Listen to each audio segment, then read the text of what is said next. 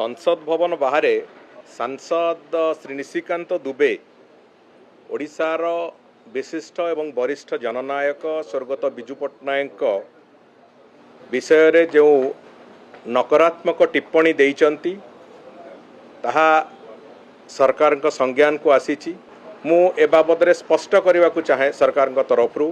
जे सांसद श्री दुबेंकर ए जो मंतव्य ये संपूर्ण रूपे तांकर व्यक्तिगत मत एभली एक मंतव्य अपरिणामदर्शी मंतव्य एक कथा कौनसी मते भी ग्रहणीय नुहे एवं तांकर ए मंतव्य माननीय मुख्यमंत्री को आरंभ करिकी आम समस्त को गभीर भाव में व्यथित करिछि एवं आमे आशा करुचु एभली मंतव्य किंतु ता उपरे कौनसी प्रति मंतव्य कई जमिति न देबे